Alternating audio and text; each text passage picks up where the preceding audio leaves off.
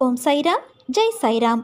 என் அன்பின் பிரியமே, நீ எதற்கும் கவலைப்படாதே. உன் அம்மாவாக அப்பாவாக நான் என்றும் துணை நிற்பேன். என் மீது உனக்கு பரிபூரண நம்பிக்கை இருந்தால் உன் வாழ்வில் என்னால் இயலாத காரியம் என்று ஒன்றுமே இல்லை. ஆனால் உன் இதயத்தில் ஒரு மூலையிலாவது என் மீது அவநம்பிக்கை இருந்தால் என்னை வணங்கியும் உனக்கு பயன் ஏதும் இல்லை. அவசரப்பட்டு செய்யும் செயல்கள் எதுவும் அந்த இலக்கினை சென்று சேர்வது இல்லை. நடந்ததையே நினைத்து கொண்டு இருக்காமல் நடக்கப் போவதை பற்றி யோசி. முயற்சி என்பது ஒரு விதை போல, அதை நினைத்து விதைத்து கொண்டே இருக்க வேண்டும். அதில் சில விதைகள் வளரும், சில விதைகள் மண்ணுக்கு உரமாகிவிடும். இதுதான் உலக நியதி. நடக்கும் விஷயங்கள் எதுவும் நம் கையில் இல்லை என்றாலும் நாம் விடாமுயற்சி செய்து கொண்டே இருந்தோம் என்றால் நாம் கண்டிப்பாக சரியான இலக்கை அடைவோம். அதை அடைவதற்கு அவர்கள் அவர்களுடைய கடமையை செய்வது மட்டுமே நியாயம். பிரதிபலனை எதிர்பார்க்காமல் செய்யும் கடமை கடவுளை நெருங்குவதற்கான ஒரே வழி. பொறுமையும் நம்பிக்கையும் இருந்தது என்றால் நம் வாழ்க்கையில் எல்லா இன்பமும் நம்மை தேடி நிச்சயம் வரும். பிரச்சனையை பார்த்து பயந்து ஓடாதே. அந்த இறைவனின் மேல் பாரத்தை போடு. வரும் பிரச்சனைகள் எல்லாம் வந்த வழியிலேயே போய்விடும். மனதில் தேவையில்லாத எண்ணங்களுக்கு நீ இடம் தராதே. உன் எண்ணங்கள் அனைத்தையும் என்னிடம் செலுத்திவிட்டு உன் கடமைகளை நீ செய். உனக்கான செயல்கள் அனைத்திற்கும் நானே பொறுப்பாவேன். நிலையற்ற இந்த வாழ்க்கையில் உன்னோடு பலர் வருவார் போவார். உயிருக்கு உயிராக பழகுபவர்கள் கூட ஒரு நாள் விலகி செல்வார்கள். ஆனால் நீ எப்படி எந்த சூழ்நிலையிலும் என்னை விட்டு விலக மாட்டாயோ அதே போல நானும் உன் வாழ்வில் இறுதி வரை வருவேன். உன்னை எப்போதும் வழி நடத்துவேன். உன்னுடைய எந்த கவலையாக இருந்தாலும் அதை நீ என்னிடம் பகிரும்போது உன் மனம் கொஞ்சம் அமைதியடைகிறது. இப்போது உன் மனதில் கவலைகள் குழப்பங்களாக உள்ளது. அதை நான் நிச்சயம் தெளிவுபடுத்துவேன். என் பிள்ளையாகிய நீ எப்போதும் போல மனதை மகிழ்ச்சியாக வைத்துக்கொண்டு உற்சாகமாக நாளை தொடங்கு. எல்லாம் முடிவில் நன்மையாகவே இருக்கும். வருவதும் போவதும் ஏதோ ஒரு காரணத்தினால் மட்டுமே உனக்கு நிகழ்கிறது என்று நினைத்துக்கொள். உனக்கு நன்மையே நடக்கும். நான் எப்போது என் கரம் கொண்டு உன்னை இழுத்து வந்தேனோ மறுகணமே உனக்கு பிடித்த விஷயங்கள், நீ விரும்பிய வாழ்க்கை, நீ விரும்பினாலும் விரும்பாவிட்டாலும் அனைத்தையும் நான் உனக்கு வழங்குவேன். அது உன் தந்தையான என்னுடைய கடமை. இவைகளை பெறுவதற்கு காலதாமதமாகலாம். ஆனால் அதற்காக நீ காத்திருக்க வேண்டும். பொறுமையாக இருக்க வேண்டும். அவசரப்படக்கூடாது. நீ என்னை காண்பது எளிதல்ல. பலர் என் வாயிலில் தவம் இருக்கிறார்கள். அப்படிப்பட்ட சூழ்நிலையில் நீ எதற்காக அவசரப்படுகிறாய்? ஏன் இந்த பதட்டம்? பாதுகாப்பு வளையமாக உன்னையே நான் சுற்றி வருகிறேன். உன்னை இதுவரை என் பொக்கிஷமாக வைத்திருக்கின்றேன். நீ விரும்பியபடி வாழ்க்கையை உனக்கு நான் கொடுக்கப் போகிறேன் குழந்தையே. அதை நீ உதிர்ந்து விடாமல் பக்குவமாக வைத்து கொள்ள வேண்டாமா? புரிந்து கொண்டு வாழ கற்றுக்கொள். நீ எப்போது என்னை முழுவதுமாக புரிந்து கொள்கிறாயோ அப்போதே என் தரிசனமும் பரிபூரண ஆசீர்வாதமும் உனக்கு கிடைத்துவிடும். உன்னை பற்றி யார் எப்படி வேண்டுமானாலும் பேசட்டும், எதை வேண்டுமானாலும் செய்ய முற்படட்டும். எதை பற்றியும் கவலைப்படாதே. நீ எதை செய்ய நினைத்தாலும் நீயாக செய். கூட்டு சேர்ந்து செய்ய முயற்சிக்காதே. உன்னுடைய உழைப்பு வீணாகிவிடும். நீ எதிர்பார்த்தது தடைப்படும். தன்னிச்சையாக செய். உனக்கு பக்கபலமாக உன் தந்தையான நான் இருக்கிறேன். உன்னுடைய பாதையில் நீ திடமாக இரு குழந்தையே. நான் ஒருவன் இருக்கும்போது யாரையும் தேடி சென்று உன் விருப்பத்தை சொல்ல நீ முயற்சிக்காதே. முதலில் உன் மீது நீ நம்பிக்கை வை. உன் மீது வைக்கின்ற நம்பிக்கையே நீ என் மீது வைக்கின்ற நம்பிக்கையாகும். இனி வரும் தருணத்தில் ஜெயிக்கப் போவது நீயாக இருப்பாய். என்னால் எதுவும் முடியும் என்று நம்பிக்கையோடு இரு. நிச்சயம் அது முடியும். காரணம் உன்னில் இருப்பது நீ அல்ல. உன் நிழலாக உன் தந்தையான நான் தானே இருக்கிறேன். எல்லாம் நல்லதாகவே நடக்கும் என்ற நம்பிக்கையோடும் பொறுமையோடும் சகிப்புத்தன்மையோடும் சுறுசுறுப்பான மனதோடும் உன் கடமைகளை செய். உன்னுடைய காரியம் நிச்சயம் கைகூடும். உன்னை வெற்றியின் பாதைக்கு கைப்பிடித்து அழைத்துச் செல்லவே உன்னை இவ்வாறு நான் செய்கின்றேன்.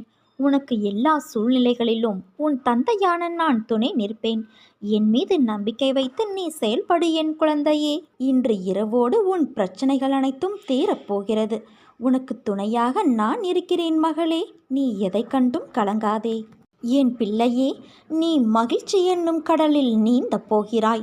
உன்னை இந்த வாழ்க்கை பயணம் எத்தனை சிதறடித்தாலும் நான் அதை ஒன்றுபடுத்தி இலக்கை அடைய செய்வேன். அதை நீ புரிந்து கொண்டாயா? இனி நீ மகிழ்ச்சியாக இருப்பாய்.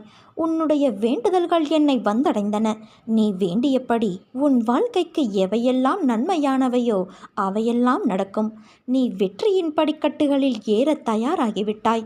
உன் மனக்கவலைகள் அகன்று நீ வெல்வது நிச்சயம் உன்னை வந்து சேரும். உன் துணையாக உன் அப்பா நான் இருக்கிறேன். முன் ஜென்ம வினைகளால் விளையும் சுகத்தையும் துக்கத்தையும் அனுபவித்தே தீர வேண்டும். கர்மத்தை அனுசரித்தே புத்தியும் வேலை செய்யும்.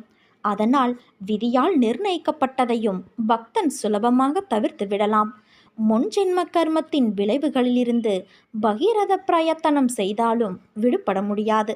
அவசியம் நடந்தே தீர வேண்டிய நிகழ்ச்சிகளிலிருந்து தப்புவதற்கு வழியேதும் இல்லை. துக்கங்கள் எவ்வாறு வேண்டாதப்பட்டவையோ அவ்வாறே சுகங்களும் எதிர்பார்க்கப்படாதவை. முன்ஜென்ம வினைகளால் ஒரு மனிதனுக்கு என்னென்ன நடக்கப் போகிறது என்பது ஞானிகளுக்கு முன்கூட்டியே தெரியும். அகண்டமாக அவருடைய நாமத்தை ஜெபம் செய்வதே நமது விரதமும் தவமும் தானமும் ஆகும். அவ்வப்போது உன் தந்தையான என்னை நோக்கி நீ பிரயாணம் செய்வதே உனது தீர்த்த யாத்திரை. கள்ளம் கபடமற்ற பிரேமையோடும் ஒருமித்த மனத்தோடும் என்னை பூஜை செய்து பார். நான் செய்யும் விவரிக்க முடியாத அற்புதங்களை மனத்துள்ளே நீ அனுபவித்துக் கொள்ளலாம். கரும்பை சக்கையாய் பிழிவது போன்ற ஆயாசம் தரும் விவரங்கள் தற்பொழுது போதும். உனக்கு உடனே வெள்ளம் வேண்டும். முன்னரே குறிப்பறிவிக்கப்பட்ட ரசமான கதையை கேட்க எல்லோரும் ஆவலாக இருக்கிறீர்கள். கேட்பவர்களின் இந்த உணர்வை நன்கு அறிந்த நான் சொல்லப்போகும் அற்புதமான கதையை அவர்கள் கவனத்தோடு கேட்கும் வகையிலும் அவர்களுடைய ஆர்வம் மழுங்காத வகையிலும் கதாம்சமில்லாத பொதுவான தத்துவ விவரணத்தை இப்பொழுது நிறுத்திக் கொள்கிறேன். உன்னுடைய இன்பமான வாழ்க்கை இந்த நிமிடத்திலிருந்து ஆரம்பமாகிவிட்டது. உன் துன்பங்கள் முடிந்துவிட்டது. இனி எல்லாம் சுகமே. உன் இல்லத்தில் இருள் நீங்கி வெளிச்சம் வந்துவிட்டது என் குழந்தையே. நீ சந்தோஷமாக இரு. நீ மனம் உடைந்து போகாதே. உன் உடைந்த வாழ்வை அழகான வாழ்வியலாக மாற்றவே உன்னை இறுக கரம் பற்றி நான் காத்துள்ளேன். உடைந்த உன் வாழ்வை மிகப்பெரிய காரியங்களுக்காக தயார்படுத்துகிறேன். என் தங்கமே, நான் உன்னை பரிபூரணமாக்க வந்தேன். உன் பலவீனங்களை நீக்கிவிட்டேன். நீ இனி எந்த சூழலையும் தைரியமாக எதிர்த்து போராடலாம். எங்கும் எப்போதும் எவ்விடத்தும் நான் உனக்கு துணையாக இன்றும் என்றும் இருப்பேன். சேர்த்து வைத்த நல்ல குணங்கள் எவையோ அவை மட்டுமே ஜீவனோடு வரும். உயர்ந்த கதியை நல்கும். அதனால் பிரம்மஞானத்தினால் பெறும் பயனை இவ்விதமாகவும் நாம் பெற முடியும். என் சொற்களை நீ மறந்து விடாதே. யாருக்கும் தெரியாமல் நீ அழுதாலும் உனக்கே தெரியாமல் உன் கண்ணீரை துடைக்கும் கைவிரல் போல உன் அப்பா நான் இருப்பேன். நான் இருக்க வீணான பயம் எதற்கு உனக்கு? இன்னும் எத்தனை நாள் இழந்து போன விஷயங்களையும் உறவுகளையும் நினைத்து வருத்தப்பட போகிறாய்? அவர்கள் உன் அன்பை சிறிதும் உணராத மனம் படைத்தவர்கள் என்று நீ அறிவாயல்லவா? அதை உணர்ந்து தெரிந்த பிறகும் அவர்களுக்காக இன்னும் உன் நிமிடங்களை செலவழித்து உன் வாழ்க்கையின் சந்தோஷத்தையும் நிம்மதியையும் இழக்காதே. உன் மனம் ரணத்தால் கொதித்து போயிருக்கிறது. ஆதங்கத்திலும் வழியிலும் நீ இருக்கிறாய். நமக்கென்று ஒரு நாள் வரும், அன்றைக்கு நாம் பேசிக்கலாம் என்று வேதனையில் இருக்கிறாய். நீ பேசி என்ன பயன்? அவர்கள் அப்படித்தான், திருந்தாத மனிதர்கள். அவர்களை கணக்கில் எடுத்து பேசினால் நீதான் நிம்மதி இழப்பாய். அதை ஞாபகம் வைத்துக்கொள்.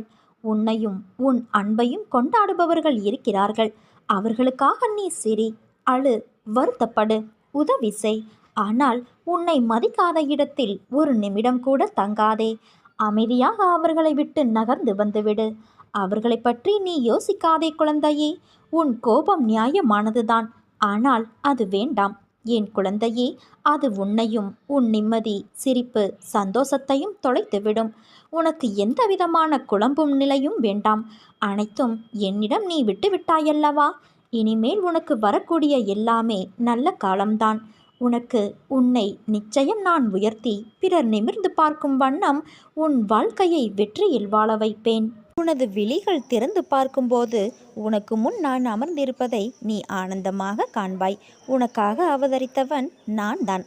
நான் ஒருவர் மட்டும் அவதரிக்கவில்லை என்றால் அனைத்தும் ஸ்தம்பித்து போயிருக்கும். காலத்தின் கட்டாயம் விதிக்கப்பட்ட விதி. எங்கோ யாருக்கோ பிறந்து யாரிடமோ வளர்ந்து பிரிந்து உங்களுக்காக அவதரித்தவன் நான். உனது பாரங்கள் அனைத்தும் நான் சுமக்கவில்லை என்றால் உனது நிலை என்ன என்று யோசித்துப்பார். நீ படும் வேதனையிலிருந்து உன்னை விடுவிக்கவே நான் அவதரித்தேன். யாரிடமும் வாக்குவாதம் செய்யாமல் இருக்க பழகிக்கொள். கோபத்தை தவிர்த்துவிடு. தலைக்கு ஏறிவிட்டால் அடக்குவது கடினம். நிதானமாக முடிவெடுத்து செயல்படு. எனது அனுமதியின்றி எதுவும் நடக்காது. எவரையும் நெருங்க விடமாட்டேன். எனது அனுமதியின்றி நீ செய்து கொண்டிருக்கும் பணி எதுவாக இருப்பினும் அதிலிருந்து நீயாக விலக நினைக்காதே. தேவையில்லாமல் உன்னை நீ குழப்பிக் கொள்ளாதே. என்னை கேட்காமல் எந்த முடிவும் அவசர அவசரமாக எடுக்க வேண்டாம்.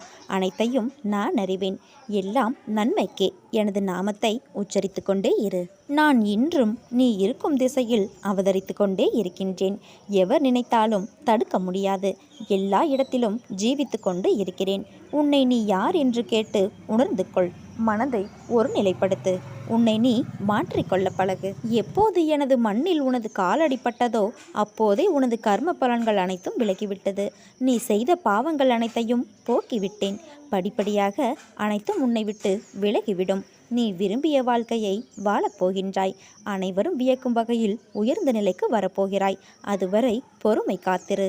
உன்னை நான் எப்போதும் கைவிட மாட்டேன். உனது விழிகள் திறந்து பார்க்கும்போது நான் அமர்ந்திருப்பதை நீயே ஆனந்தமாக காண்பாய். அதுவரை பொறுமையாக இரு. நம்பிக்கைதான் வாழ்க்கை. அப்பா நான் இருக்கின்றேன். நீ செல்லும் பாதையில் உனக்கு நல்ல வழிகாட்டியாக இந்த சாய் இருக்கின்றேன். நீ என்னை மனதார நினைத்தால் நான் ஓடோடி வருவேன். உனக்கு தேவையானது நிச்சயம் கிடைக்கும். உன் அழுகுரல் எனக்கு கேட்காமல் இல்லை. பாவங்கள் செய்பவரும் தீங்கு இழைப்பதே குறிக்கோளாய் கொண்டவரும் சிறப்பாக வாழ்கிறார்கள் என்றும், ஒரு பாவமும் அறியாத எனக்கு 8 திசைகளிலும் ஏன் இந்த துன்பமும் துயரமும் சூழ்ந்துள்ளது என்று கேட்கிறாய். உன் கேள்வி நியாயமானதுதான். இதுதான் வாழ்வின் நியதி. மனிதனாய் அவதாரம் எடுத்த கடவுள் ராமபிரான் படாத துன்பங்களை விடவா நீ பட்டு விட்டாய்? பொய்யே பேசாத அரிச்சந்திரனின் நிலைமை என்ன ஆயிற்று? நல்லவர்களுக்கு மட்டுமே வரும் சத்திய சோதனை. ஆனால் ஒன்றை மட்டும் புரிந்து கொள். இவர்கள் மட்டும்தான் என்னுடைய அனுகிரகம் பெற்றவர்கள். நல்லவனுக்கு சோதனை வந்தாலும் கடைசியில் வீழ்வது கிடையாது. உலகம் போற்ற வாழ்வான். தீயவன் சிறப்பாக வாழ்ந்தாலும் கடைசியில் அவன் நிலைமையை பொறுத்திருந்து பார். அன்று வாயடைத்து நிற்பாய். எல்லாம் நான் பார்த்து கொள்கின்றேன். நீ என்னை மட்டும் பார். நான் இருக்க பயமேன்? ஓரிடத்தில் நீ அவமானப்படுத்தப்பட்டால் அந்த இடத்திலிருந்து நிரந்தரமாக விலகிவிடு. அன்பு பாசம் என மீண்டும் சேர்ந்து நின்றால் உன் அவமானங்கள் நிரந்தரமாகிவிடும். என் இருப்பிடத்திற்கு வந்துதான் உன் கஷ்டங்களை சொல்ல வேண்டும் என்று இல்லை. நீ மனதுக்குள் நினைத்தாலே போதும். உனக்கான பதிலை நான் அளிப்பேன். என்னை மட்டுமே நம்பி என் பாதுகாப்பை நாடுபவர்களின் அனைத்து பிரச்சனைகளும் முடிவரும். எவரெவரெல்லாம் என்னை முழுமையாக விசுவாசத்துடன் நம்பி இடைவிடாது என்னுடைய பாதுகாப்பை நாடுகிறார்களோ அவர்களுடைய அனைத்து பிரச்சனைகளும் முடிவரும். யார் ஒருவர் தர்ம நெறியை விட்டு விலகி நமது இஷ்டம் போல செயல்பட்டால் என்ன ஆகிவிடும் என்று அகங்காரத்துடன் என்னை விட்டு விலகி செல்கிறார்களோ அவர்கள் வழி தவறி போய் வீழ்வது நிச்சயம் என்பதை அறிந்து கொள்ளுங்கள். கலியுக ஆசைகளில் சிக்கிக்கொண்ட நாம் தான் பாபாவின் மீதான பக்தியில் உறுதி இல்லாமலும் நம்பிக்கை இல்லாமலும் இருக்கின்றோம். ஷீரடியில் வாழ்ந்த இளையோரும் முதியோரும் சிறியவரும் பெரியவரும் சமர்த்த சாயி எவ்வளவு பெரிய சித்தர் என்பதை நன்கு அறிந்து வைத்திருந்தனர். ஆனால் கலியுக வாழ்வின் உலகியல் எதிர்பார்ப்புகளிலும் ஆசைகளிலும் சிக்கிக்கொண்டு தவிக்கும் நாம் தான் பாபாவினுடைய பாதங்களின் மேல் வைக்கும் பக்தியில் உறுதி இல்லாமலும் அவர் வார்த்தைகளின் மீது நம்பிக்கை இல்லாமலும் இருக்கின்றோம். நீ ஒரு முறை என் நாமம் உச்சரித்தால் நான் 1000 முறை உனக்காக யோசிப்பேன்.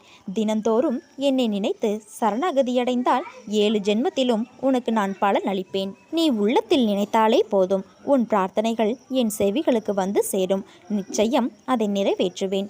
அதுவரை பொறுமையோடு காத்திரு.